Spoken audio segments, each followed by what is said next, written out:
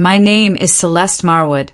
I'm 36, youngest daughter of the Marwood line, the one everyone politely forgot at the table. Seraphine always made sure of that. She sat across from me now, basking in the soft lighting of La Fiamma's private dining suite. Candle, glow, touched the gold thread in her blazer. Her wine glass tilted just so, every movement calibrated. The kind of woman who could ruin you without raising her voice, and make you thank her for it.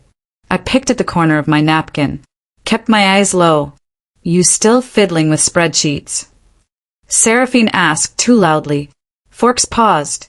I mean, at some point, even the quiet ones have to figure out what they want to do with their lives, right? Laughter. Not from everyone, but enough to sting. I smiled thinly, said nothing. Seraphine thrived in silence, not hers, but mine. It was a fundraising dinner, technically, hosted by the Marwood Foundation. A rotation of donors, board members, and politicians graced the long table. My name wasn't even on the seating chart. I came because our mother insisted. I stayed because I had no reason to leave. Yet, I suppose we can't all manage charitable empires, I said softly. That earned me a flick of her eyes. Not anger. Worse, dismissal. A little charm goes a long way, Cece. Her voice, like velvet, pulled tight. You might try it sometime. The air shifted. Tension throbbed beneath the white tablecloth. Then, excuse me, a man 2 seats down leaned in, puzzled. Did you say your name is Celeste Marwood? All heads turned. He looked vaguely familiar. Mid-50s. Sharp-tailored. Cufflinks like polished obsidian. I'm sorry, he continued. But he paused, turned to Seraphine. She's listed as chairman of Pharos Systems, correct? I stopped breathing. Seraphine's eyes narrowed. Her voice clipped. What are you talking about? The man reached into his jacket, pulled out a folded program, tonight's donor highlights. He slid it forward. And there it was. Pharos Systems, special compliance partner. Chairman, Celeste A. Marwood. Time fractured. Wine glasses blurred. Words dissolved into the drone of blood pounding my ears. Seraphine snatched the program. Read. Blinked once. You're joking, she muttered. That's not possible. I didn't speak. She turned to me. You're a chairman? Of a federal compliance firm. I nodded once. Yes. Since when? I didn't answer. Around us, whispers unfurled like smoke. A camera clicked. Somewhere in the back, the screen above the dessert table blinked to life. Rotating corporate sponsors. Pharos Systems. Integrity built in. Compliance audit for Marwood Foundation in progress. The air collapsed. The foundation. Her foundation. Under review. She looked like someone had slapped her. You did this on purpose. No, I said quietly.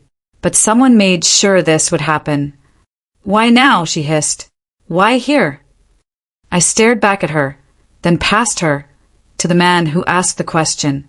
He was watching me, not with curiosity, with intent. I knew that look. I'd seen it in boardrooms when someone realized the quiet one in the room wasn't here to take notes. I stood slowly. You don't get to call me invisible anymore. I pushed my chair back, walked out. Outside, the night was sharp. Cold wind off the Charles River bit at my skin. I made it halfway to the curb before my phone buzzed. No caller ID. I answered, a voice low and amused. Interesting reveal tonight, Chairman Marwood. My stomach dropped. You made sure of that, I said. Careful, the voice replied. People are watching you now. That wasn't the point. What was the point? A pause. Then, to see what you'd do. Under pressure. The line went dead. I stood there, pulse thudding, the shadows of Beacon Hill stretching long behind me. I didn't come here to be seen. Someone made damn sure I would be. I barely made it to the corner when my phone buzzed again. No caller ID. I let it ring. Then again. Then a text. Eyes on you now, Chairman. Hope you're ready. I turned slowly. Across the street, headlights flared. Stayed on too long. A black Audi idled at the curb. Tinted. Engine low and steady. Then tires squealed. Gone. A gust of wind caught the hem of my coat. I moved. Taxi. No talking. Straight home. Inside my apartment, I flipped every light. Locked every lock. Then turned off the lights again. Old habit. Learned from working in rooms with no windows and too many cameras. I dropped my bag. Boots off. Went straight to the back closet. Pulled the panel behind the coats. Inside, black case. Thumbprint unlock. Laptop cold booted to BIOS shell. No network. No cloud. Everything on an external. Every line of audit data from Pharos mirrored here. Silent. Safe. Until tonight. I clicked into the access logs. The system had been breached. At 7:41 p.m., exactly 8 minutes before the dinner spotlighted Pharos as a sponsor, someone accessed my administrator credentials. Through an internal gateway. Behind our firewall. Impossible. Unless someone with the same clearance I had was already in. I exhaled. Shaky. People don't destroy you from outside, I muttered. They do it from across the table. The screen flickered. A red alert blinked. Mandatory trace initiated. Origin. Internal Pharos node / remote protocol override. I stared at it. Someone had just triggered a forensic trace and used my identity to do it. The system now flagged me as the breach point. I grabbed my phone. Called Jude. No answer. Text. They're framing me. Someone ran a trace under my name. I need eyes now. Seconds later, he called back. His voice low. Urgent. You're compromised. I figured. They used your access token. Your signature is all over the override log. Who? I don't know yet. But if you don't get ahead of it now, Pharos Legal will freeze your credentials. They'll shut you out of your own audit. The line crackled. Jude whispered. They already think you're the leak, Cece. Silence. I looked at the case on my desk. The little black drive, still blinking. They'll come for this, I said. Then you better be gone before they do. Cut to 2:18 a.m. South Boston docks. Concrete. Rusted shipping containers. Salt in the air. The place smelled like blood and seawater. I met Jude near the old dry dock warehouse, where Pharos kept off-grid storage units. Temporary data vaults. Ironclad air-gapped. He wore a beanie and carried a duffel. His jaw clenched tighter than usual. They accessed the ghost admin shell, he said without preamble. The one only 3 of us were cleared for. I never touched it. I know. I looked at him. You're one of the 3. He didn't blink. And I'm not the one being hunted. A beat passed. Then he added, but I did log in. Earlier this week. My breath locked. Why? Because you weren't returning calls. And I found something that shouldn't exist. He handed me a burner phone. Encrypted folder. For $0.2 million in transactions. Spread across 6 nonprofits. All rerouted to a shell corp in the Virgin Islands. Who signed these? Jude tapped the screen. Signature. Seraphine Marwood. Verified by Celeste Marwood. I never verified that. Too late. It's in the ledger. My knees went weak. I gripped the steel beam behind me. They're going to make it look like I signed off on the embezzlement. He didn't respond. He didn't need to. You think this was always the plan? I asked. He nodded. They waited until it was close enough to collapse. Then they fed your name to the press. Let the fallout bury you before the truth can crawl out. My voice cracked. I was trying to fix the system. That's why you were dangerous. A thud echoed in the distance. We froze. Did you hear that? Another thud. Footsteps. Quick. Heavy. Move, Jude hissed. We ran. Through the shipping lane. Between stacked crates. Cold metal brushed my arm. Breath fogging the dark. A figure darted out, masked. Hands out. Not armed. Yet. Jude shoved me left. Go. Now. I sprinted toward the chain-link fence. Jumped. Caught the edge. Pulled myself over. A hand grabbed my coat. I kicked. Hard. Connected. Dropped to the other side, landing on my shoulder. Jude's voice cut off mid-shout. Silence. I scrambled to my feet. Looked back. He was gone. Only the echo of boots. And that feeling tight in my spine. Not fear. Hunted. I clutched the drive to my chest and ran. If I don't prove I didn't sign the transfer, they'll bury me with her. Rain smeared across the windshield as I pulled up to the back entrance of Pharos headquarters. The lot was empty. Sunday night. Holiday weekend.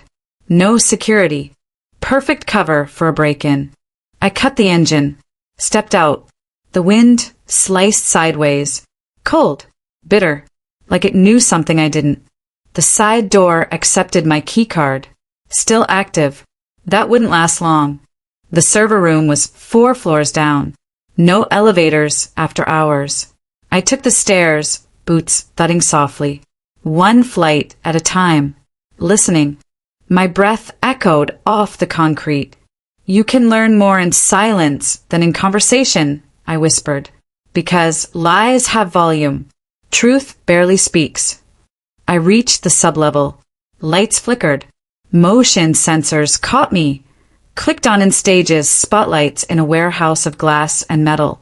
Server towers glowed in tight, humming rows. Cables pulsed like veins. I reached for the biometric pad.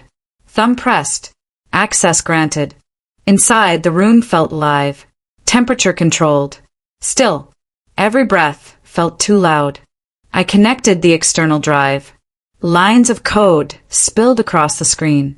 I bypassed the live network, routed into the audit archive. Root shell. Pharos systems didn't delete anything. They buried it. The ledger opened. First anomaly, the confirmation logs. My credentials, digital signature, device ID, even the time-stamped retina scan, attached to the $4.2 million transfer. Except I wasn't in the building that day. I pulled the security footage for that hour. No entry logs. No footage. Gone. Not scrubbed. Rewritten. Reconstructed to match the fraud. Whoever did this had full root access. Only one other person had that. Jude. Unless. A noise. Soft. Behind me. I turned. Nothing. Then. Click. Lights cut out. Emergency red kicked on. Whirring fans slowed to a stop. Screens blinked dark. My terminal froze. Static. I yanked the drive, shoved it into my coat, and moved. Footsteps. Close. Fast. I ducked behind a server rack. Held my breath. A shadow passed. Tall. Steady. Gloves. Mask. Not security. I slid backward on the floor, silent. Used the corner edge to pivot to the far wall.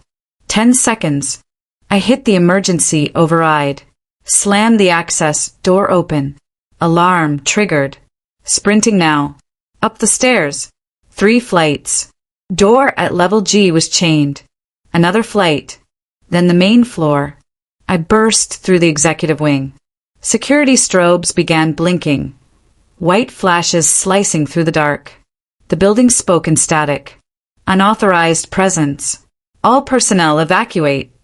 I slipped through a maintenance corridor. Stumbled into the archive library. Rows of legal files. Dusty. Silent. I crouched behind the shelving unit. Who the hell was that? Why weren't they after the server? Why me? My phone buzzed. Burner line. A message. Just one. Look deeper. The system lied to you. Attached, an encrypted audio file. I put in my earpiece. Hit play. Jude's voice. Faint. Broken. Shaky. She's not who you think. You were never the mark, Cece. You were the insurance policy. Then static. Then a second voice. Female. Calm. Precise. Ensure her credentials. Trace the shell. I want full exposure before Tuesday's audit. I froze. I knew that voice. Rhea Calder, head of internal compliance. The woman who vouched for me at every Pharos board meeting. She once told me, everyone wants power. Smart ones get close to it. Smarter ones make it bleed when they're done. I'd admired her, trusted her, and now she was orchestrating this. The footsteps returned. Closer. I couldn't stay. Out the window. 15 feet to the maintenance ledge. Rain slicked the stone. One chance. I jumped. Landed hard. Rolled. Kept running. Down the alley. Through the loading dock. Out into the back streets of the financial district. Head pounding. Palms cut. Drive still in my coat. I ducked into an alley. Slid down behind a dumpster. Heart rattling. Hand shaking. I had the files. But nothing made sense. Why would Rhea want to destroy me? Unless she wasn't working alone. Unless she was protecting someone bigger. I looked down at my hands. Blood. Rain. Truth. He's not helping me. He's 2 steps ahead and setting me up. By dawn, my body was running on instinct, adrenaline, fear, calculation. The kind of exhaustion that didn't hit the muscles but the bones. The burner phone buzzed. 1 ping. New number. Meet me at Westover Garage, level 5. Come alone. Bring the drive. G. I stared at the message. Jude. Or someone using him. My hands hesitated. Rule 1. If someone tells you to come alone, you never come alone. But I had no one. I needed answers. The Westover Garage was 6 stories of cracked concrete and shattered fluorescent lights. A place where ghosts outnumbered cars. I arrived 10 minutes early. Took the service stairwell. No cameras. Just silence and water stains. 5th floor. Deserted. Except for one black SUV parked backwards, trunk facing the ramp. Its engine was off. Windows fogged. No movement. I stepped into the open. Jude! No response. I scanned the shadows. A second figure appeared at the far end. Hoodie. Tall. Moving toward me, slow. Then a voice low, rough. From behind me. You brought the drive? I turned. Jude. But his left eye was bruised. Lip cracked. Jacket torn. Someone had worked him over. Who did this? I asked. He shook his head. Doesn't matter. Listen, Celeste, Rhea's not the top. She's just cover. For who? For someone inside Marwood Holdings. Ice bloomed in my chest. He handed me a tablet, loaded with email threads, internal memos, one name repeated across them all.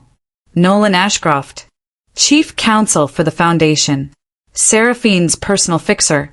He coordinated the fake transfers, Jude said, built the shell core, set up the timing.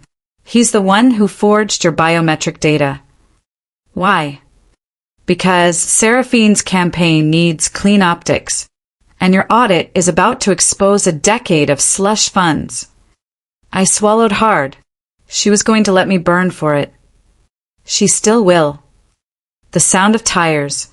A low rumble. We both turned. 3 vehicles. No plates.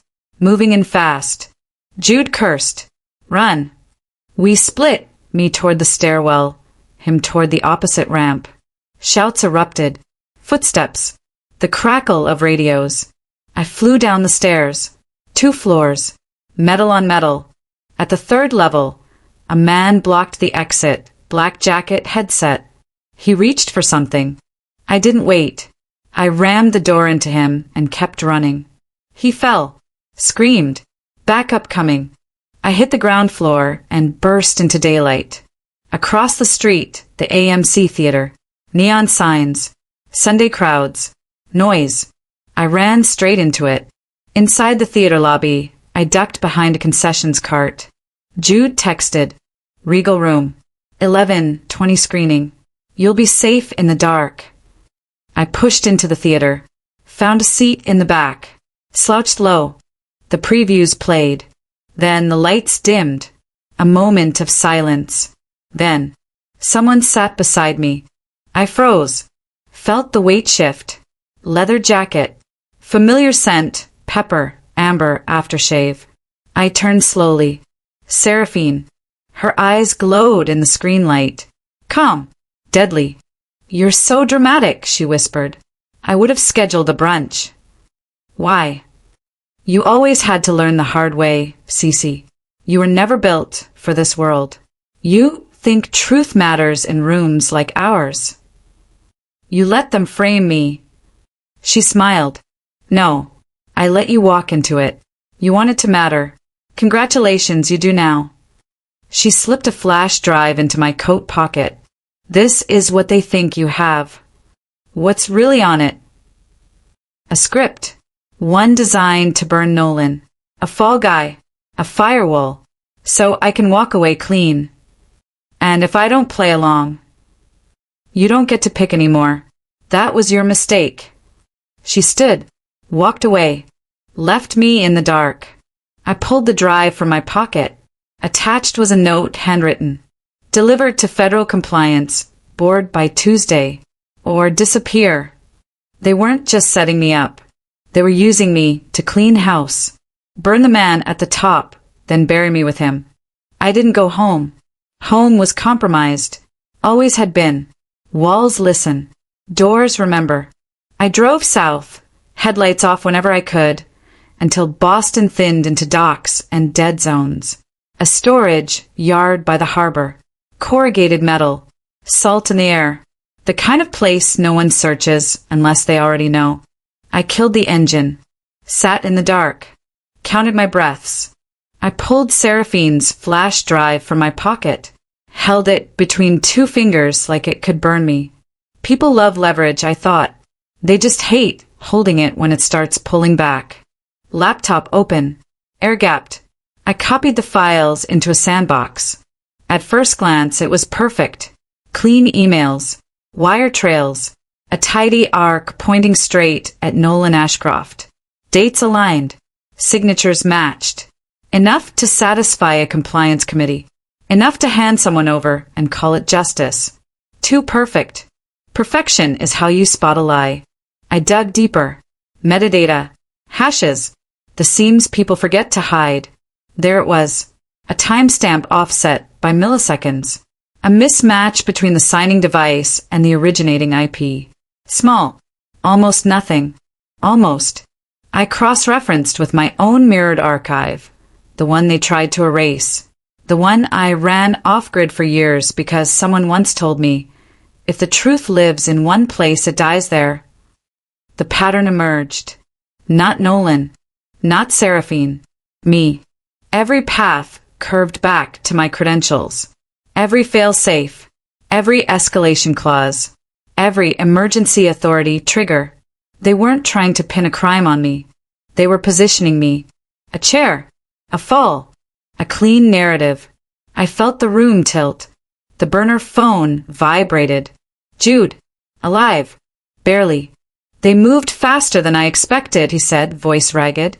Federal Compliance Board filed a preliminary notice. Mandatory reports. Your name's on it. On what? I asked. On everything. I closed my eyes. What aren't you telling me? A pause. Wind on the line. Then, this wasn't built to destroy you. It was built to use you. I swallowed. Use me how? As the last signature, the one that makes it all legal. Another truth surfaced, cold and clear. Corporations don't go to prison. People do. I laughed once. Sharp. Humorless. I was the insurance policy. Yes. They kept me invisible so they could make me singular. Yes. Silence stretched. Then Jude said softer, you were never meant to win this. Just to end it. A memory flickered. Harlan Drake at the dinner. The question. The timing. The calm. I understood now. Exposure wasn't a mistake. It was the trigger. Where is he? I asked. Already testifying, Jude said. Closed session. He's offering cooperation. With conditions. Which are? Your cooperation. I paced the narrow aisle between crates. The harbor lights stuttered through gaps in the wall like a failing pulse. Seraphine's voice echoed in my head. You don't get to pick anymore. I stopped pacing. No, I said. I do. I opened my own drive. Pulled a file I'd never planned to use. A hidden compliance layer. A parallel system I built years ago when I realized audits were treated like theater. It didn't change data. It watched the watchers. Every override. Every backdoor. Every time someone thought they were alone. I routed the logs. Names surfaced. Dates. Motives. And at the center, Harlan Drake. Not as an operator. As an architect. 8 years. Shell charities. Rotating chairman. Disposable reputations. Always a woman. Always competent. Always quiet. Me. I felt something crack, not fear. Anger. The kind that clarifies. I thought of something I once believed. Power is loud. I'd learned better. Power whispers. And then it decides. My phone buzzed again. Unknown number. I answered. Chairman Marwood, Harlan said, smooth as ever. You're under quite a bit of pressure. You planned it, I said. A chuckle. I prepared for it. You exposed me. I introduced you, he corrected. There's a difference. Why me? Because you're credible. Because you're clean. Because when this collapses, the public needs a face they can believe betrayed them. And Nolan. A necessary sacrifice. And my sister. A pause. The first crack. She understands the cost of leadership. I smiled without humor. She understands the cost of winning. Meet me, he said. Tomorrow. Pharos headquarters. Top floor. We end this with dignity. I don't think you know how this ends, I replied. He laughed again. Everyone says that right before they sign. The line went dead. I closed the laptop, pocketed the drive, looked out at the black water. I could walk away, disappear, let them play their script. But if I went down quietly, the truth would die with me. The skyline of Boston was bleeding red. Dawn. Light fractured through the shattered windows of the top-floor conference room. Sirens wailed below, closer now. Inside, everything was silent. Harlan Drake stood in front of the floor-to-ceiling glass, hands in pockets, calm as a dying man who thought he'd already won. Celeste, he said. No fear. No apology. His voice was precise, practiced. Every empire needs a martyr. I didn't flinch. Not anymore. I stepped forward. Laptop open. Files ready to stream. You built your story on controlled truth, I said. But truth isn't a weapon. It's a mirror. We'll see, he replied. The doors behind me burst open. Flashes of blue and red. FBI agents. Tactical. Quiet. Their leader nodded once. That was my cue. Harlan smiled. Let's begin. He raised his hand. Not in surrender. In command. But then, an agent moved in front of him. A second agent hit play on my stream. Screens at every corner flickered to life. Bundles of evidence poured out in real time. Unauthorized transfers. False audit logs. Reconstructed emails. Encrypted recordings. And then, the hidden compliance layer. Behind every manipulated log. Behind every altered trajectory. Behind every fake signature. There it was. Not just data. Proof. Unmistakable. Harlan's face twisted. Not with fear. With disbelief. He reached for something. A gun. Agents reacted. 2 quick moves. 1 shot. Disarmed him. Down. The room exhaled. But I didn't. I stayed sharp. I walked toward him. Look around you, I said. He was framed by shattered glass, crimson sky bleeding through. Authority doesn't make innocence, I continued. It reveals it. One agent cuffed him. Another read his rights.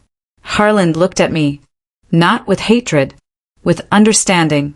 You won, he whispered. But the cost? I looked away.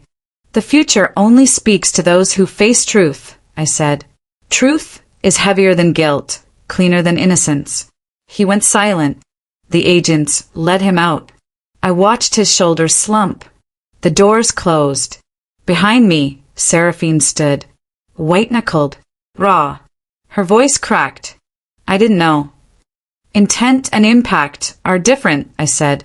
She sank to her knees against the glass wall. I thought no one would hurt you. I thought truth would protect me, I said. It didn't. I protected it. She looked up. Rain splattered the window. Our reflections broken. I sat beside her. No forgiveness yet. Just reality. The room settled. Agents packed files. Pressed printouts for case 293B. Mandatory reports. Legally filed. Public transparency. Now inevitable. Budget boards. Oversight committees. The press would get pieces of this by noon. The world would know. Not just the scandal. The architect of it. And not just me. But the truth. Around us. Water dripped from the cracked piping overhead. One drop. Then another. Rhythmic. Like a heartbeat. Funny, Seraphine said quietly, how light can split even the darkest pains. I nodded. Truth had cut us all deep. A few hours later, in front of dozens of cameras outside Pharos headquarters, I stood with the DOJ and FBI spokespeople. Microphones. Flashes. Questions. Was this personal? No. What now? We build back with integrity. Quiet confidence. Short sentences. No brag. No fear. Just truth. The anchorwoman asked about Seraphine. I paused. She's cooperating. She's learning. So am I. Reporters scribbled. Recorders buzzed. I stepped away. Cold wind hit. A memory surfaced. Power is loud. Truth whispers.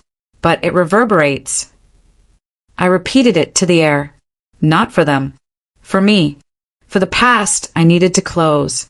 I walked down the steps. FBI agents on either side. Media tense ahead. And somewhere behind me, a foundation rebuilding its core. I breathed in the ocean air. It was sharp. It was honest. It was clear. I wasn't the chair to be hidden. I was the chair who couldn't be erased. I didn't walk away famous. I walked away free, but not unmarked.